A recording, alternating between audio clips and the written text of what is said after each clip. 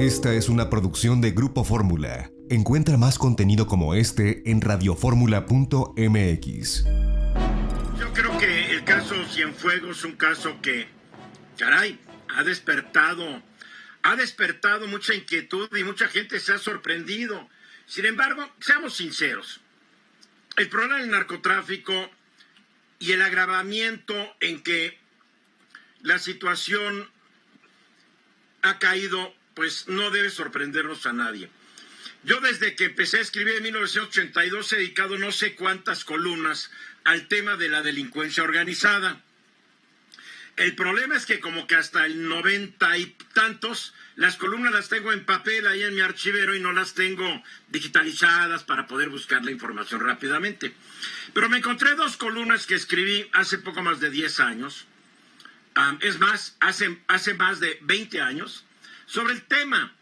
El 5 de febrero de 1999 escribí que en 1998 el gobierno federal gastó 1,103 millones de pesos tratando de batir al narco, que ese monto fue 45 superior al año anterior. Dije que de enero del 95 a diciembre del 99 el total de recursos destinados a combatir al narco fue de más de 4,000 millones de pesos. En dólares, en esa época equivalía a 430 millones de dólares. Ya no quiero ni suponer a cuánto equivaldría hoy esa cantidad. Mucho dinero.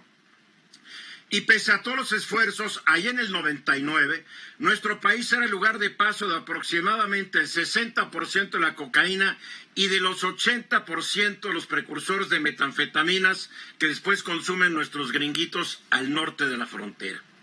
Y dije, pese a lo dicho y hecho durante décadas por presidentes de la República, procuradores generales, secretarios de la Defensa, de Marina y de Gobernación, y por cualquier burócrata que de alguna manera participa en el esfuerzo gubernamental antinarcóticos, incluidos policías judiciales y soldados, los traficantes de la muerte tienen cada vez más poder en nuestro país. Pese a los cientos de millones de dólares que el gobierno casi quebrado de México gasta para combatirlos, las bandas de narcotraficantes siguen operando con más impunidad que nunca.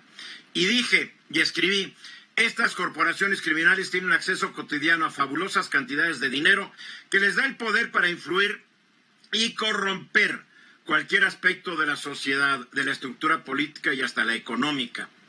El gasto multimillonario que se destina para combatir a los traficantes de la droga es un gasto inútil, un despilfarro. Casi 2 años después, el 24 de diciembre de 2010, escribí esto. Y lo peor, José Luis, lo peor, Carlos, es que se nos olvida, porque ya estamos tan acostumbrados a la realidad, que decimos, bueno, así es México.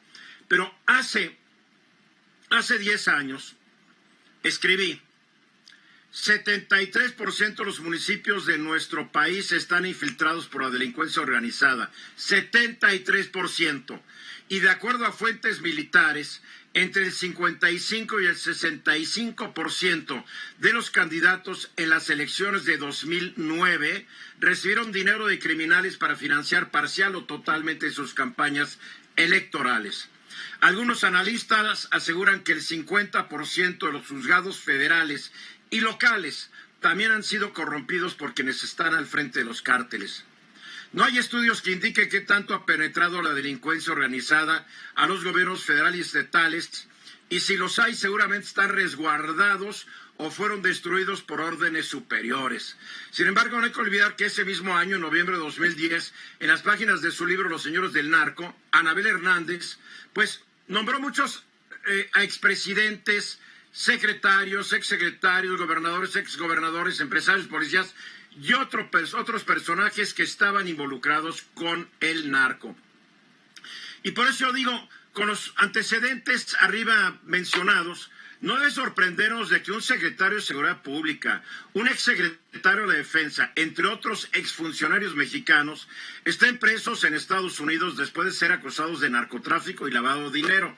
Lo que sí debe sorprendernos es que la mayoría de ellos ni siquiera eran investigados en México antes de ser arrestados en Estados Unidos. Ya nos dijeron, no va a haber investigación hasta que no se sepa cuáles son las acusaciones en Estados Unidos. Sí, José Luis.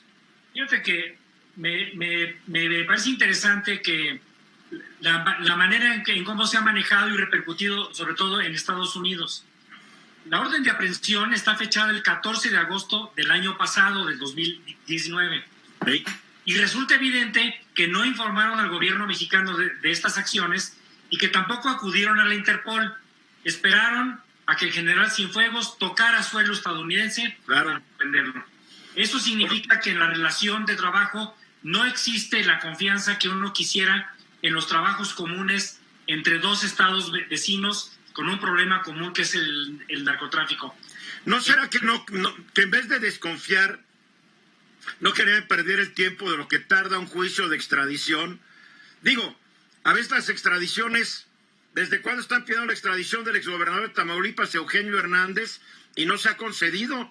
Desde principios del año la Suprema Corte de Justicia de la Nación dijo que iba a analizar el caso de la extradición porque ya la autorizaron dos tribunales de menor alzada que la Suprema Corte, pero por la pandemia la Suprema Corte no ha visto lo de Eugenio Hernández.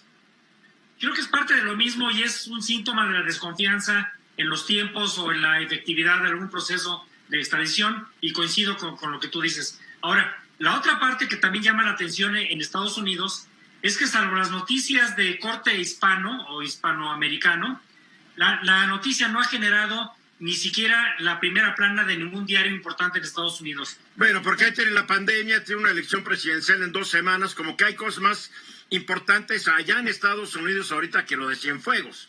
Pero mira, yo inclusive escuché una opinión más o menos calificada en México de un opinólogo que hizo la conjetura de que quizá esa aprehensión estaba concatenada con la elección del 3 de noviembre de Estados Unidos y nada más lejano.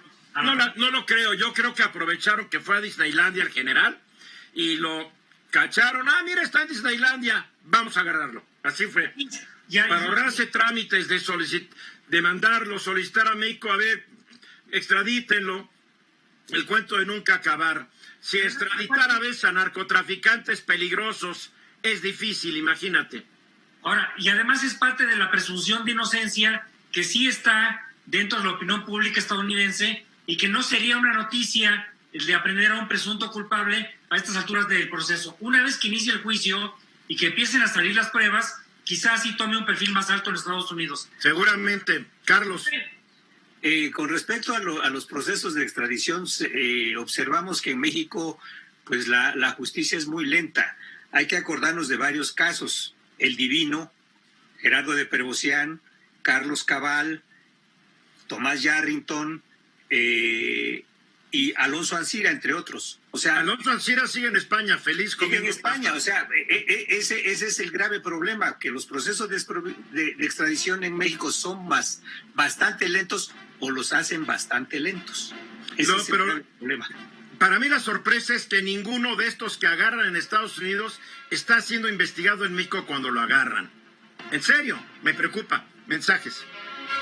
Esta fue una producción de Grupo Fórmula. Encuentra más contenido como este en radioformula.mx.